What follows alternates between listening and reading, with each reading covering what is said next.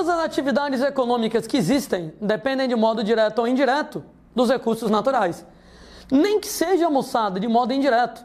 O oxigênio lá que as florestas, que os oceanos produzem, ou de repente lá a proteção dos recursos hídricos, a regulação do clima por parte das florestas, tudo isso, moçada, influencia na economia. Daí, atualmente, um dos conceitos mais importantes da ecologia e da economia também é o conceito de desenvolvimento sustentável, é o conceito de sustentabilidade. Ora, moçada, que se refere o termo sustentabilidade é o uso dos recursos ambientais, dos recursos naturais, de modo a suprir as necessidades atuais da humanidade, de modo a fornecer o que a gente precisa agora, entretanto, sem comprometer as gerações futuras. Ou seja, garantindo recursos também para gerações do futuro. Sustentabilidade, usar os recursos naturais de modo a suprir as necessidades atuais da humanidade, ao mesmo tempo em que você não vai comprometer as gerações futuras. Posso colocar de outra maneira? Que o desenvolvimento sustentável trabalha, moçada, com a exploração do meio ambiente, envolvendo um equilíbrio entre consumo e, moçada, proteção dos recursos ambientais. Uma outra maneira ainda da gente falar do desenvolvimento sustentável, né, um equilíbrio parcimonioso entre consumo e proteção dos recursos ambientais, é você dizer que o desenvolvimento sustentável, ele exatamente vai ser a exploração, o uso dos recursos naturais, norteado pelo equilíbrio entre três aspectos: economia, sociedade e meio ambiente. Normalmente, quando a gente vai falar de desenvolvimento sustentável, a gente pode argumentar que o desenvolvimento sustentável, ele trabalha com equilíbrio entre três dimensões. Para a gente falar em desenvolvimento sustentável, eu tenho que pensar em economia, mas tenho que pensar também em sociedade, tenho que pensar também em meio ambiente. Se você conseguir trabalhar de modo equilibrado entre esses três aspectos, eu posso argumentar que você está trabalhando com desenvolvimento sustentável. Aproveito para lembrar que em ecologia, quando você fala em proteger os recursos ambientais, os recursos naturais, isso pode ser feito de duas maneiras: conservação, preservação. O Landim é a mesma coisa? Não. Talvez na nossa linguagem coloquial, no nosso dia a dia, a gente usa esses dois termos como sinônimo. Mas, moçada, existe diferença entre eles em ecologia. Conservar é você proteger, entretanto, podendo utilizar os recursos do meio ambiente de modo direto, desde que seja de modo sustentável. Ou seja, quando eu falo, por exemplo, em conservar uma floresta, isso quer dizer que eu estou protegendo a floresta ao mesmo tempo em que eu posso aproveitar diretamente a floresta de modo econômico. Eu posso, sei lá, coletar frutos, eu posso caçar, eu posso pescar, mas, gente, de maneira sustentável, exatamente sem comprometer as gerações futuras, respeitando o equilíbrio entre o que você pode consumir e exatamente a proteção dos recursos ambientais. Agora, quando a gente fala em preservação, é a proteção de um determinado ambiente sem a possibilidade de uso econômico direto daquela região.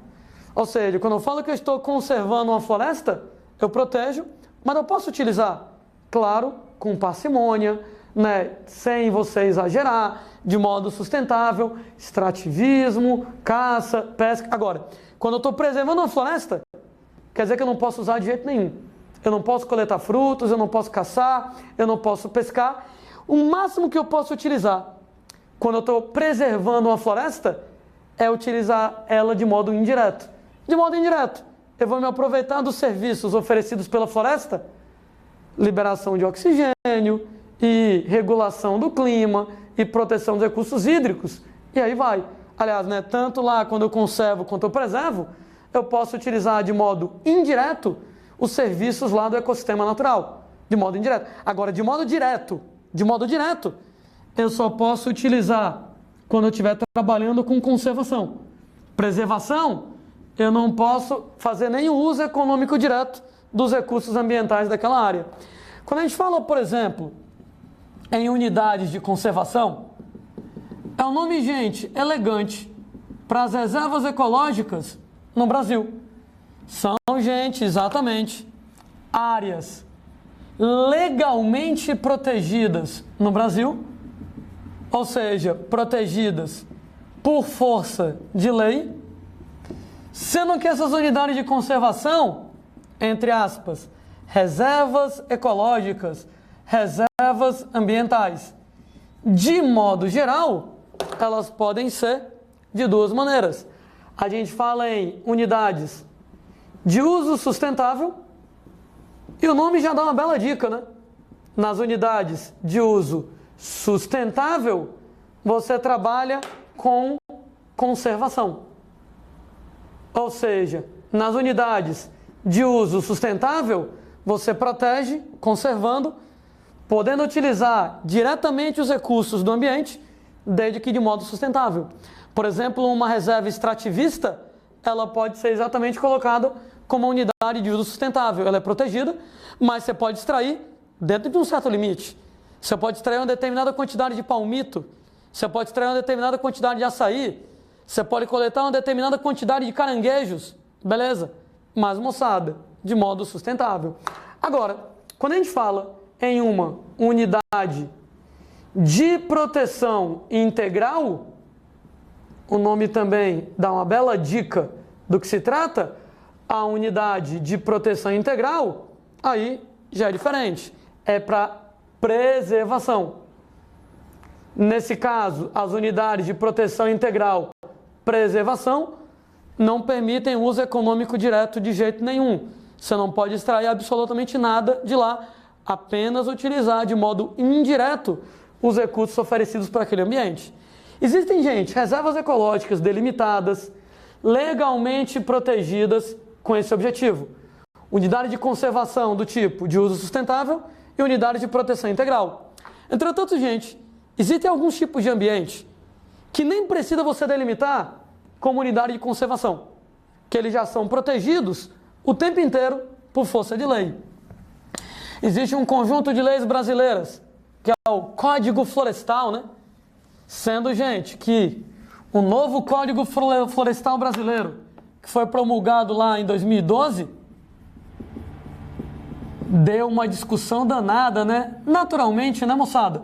A discussão lá inevitável entre produção econômica e proteção dos recursos ambientais, mas ele vai acabar delimitando uma série de áreas chamadas de áreas de proteção permanente. Gente, essas áreas de proteção permanente, a partir de agora eu vou chamar elas de APP, áreas de proteção permanente, são regiões que elas têm que ser protegidas, que elas têm que ser preservadas, não interessa onde elas estejam. Então elas têm que ser obrigatoriamente preservadas, não é nem conservadas, ou seja, preservadas, proteger sem poder usar de maneira nenhuma, seja lá onde elas estiverem.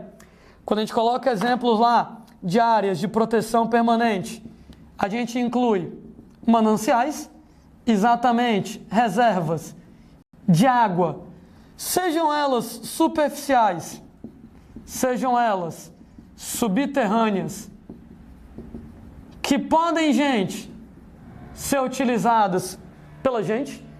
Então, qualquer manancial, qualquer área considerada de manancial, reservas de água, incluindo aquíferos, por exemplo, não pode explorar de modo econômico, direto de jeito nenhum. Né? É o caso, gente, de nascentes de rios, faz sentido. O meu medo, por exemplo, é você explorar economicamente uma área de nascente e acabar matando o rio, por assim dizer. É o caso, por exemplo, gente, de matas ciliares. Lembrando lá que matas ciliares nas margens de um rio, elas protegem as margens do rio contra a erosão, contra o assoreamento. É o caso, por exemplo, gente, de manguezais, que de uma certa maneira, semelhantes às matas ciliares, estão lá nas margens dos rios, protegendo a moçada contra erosão, contra assoreamento, áreas que são berçários para peixes, tanto de água doce quanto moçada lá de água salgada. É o caso, por exemplo, de encostas com inclinação superior a 45 graus, ou seja, estava comentando que áreas de encosta, áreas, por exemplo, de morro, não pode desmatar de jeito nenhum, porque as raízes estão segurando a terra para evitar deslizamentos.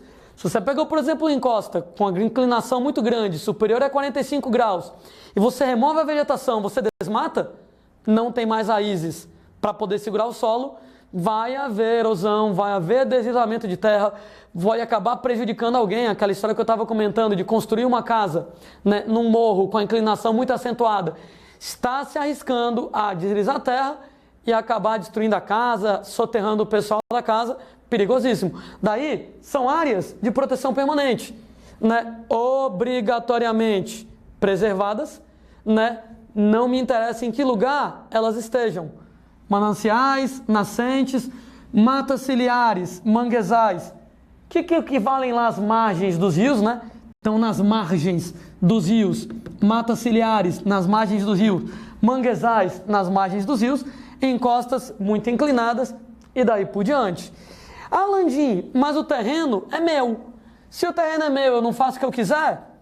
Claro que não, gente. Mesmo o terreno sendo seu, você tem que obedecer à legislação que determina que mesmo que você tenha uma fazenda, mesmo que você tenha lá, né, um sítio, você tem que proteger as áreas de reserva legal.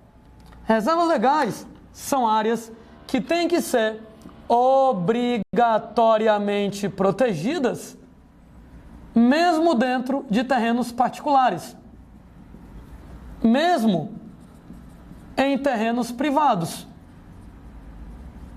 fazendas, sítios e etc e tal. Cara, pelo menos uma porcentagem do seu terreno, você obrigatoriamente tem que ir lá proteger. Claro que essa porcentagem da reserva legal, ela varia de acordo com o tamanho do terreno, de acordo com o tipo de ecossistema que você vai ter. De maneira geral, moçada, você tem que de 20% a 80% do seu terreno, mesmo que ele seja um terreno particular, um terreno privado, ele tem que ser preservado. Preservado, não é nem moçada, conservado. Tem que ser preservado sem que você utilize ele de modo economicamente direto. Né? Pô, Landim, 80%? Pois é, né, cara? Né? Volto a dizer, depende do tamanho do terreno, né? Se o terreno é menor, normalmente a área de proteção obrigatória, a reserva legal é menor, mas para os grandes latifundiários, se o cara respeitar, né, a legislação, esse é um grande problema, às vezes o cara tem que proteger 80% do terreno dele, né? Especialmente em ecossistemas como a Amazônia, né? Em outros terrenos, em outros tipos de ecossistemas, né, a área protegida ela pode ser menor, mas, como eu disse, varia de acordo com o tamanho do terreno e com a região onde está. Né? Pega, por exemplo, em outros ecossistemas que não estão tão degradados, a reserva legal já pode ser menor, de 20%. Mas em terrenos grandes, em áreas de alta biodiversidade, em áreas bastante degradadas, a reserva legal pode chegar a ser 80% do terreno do indivíduo.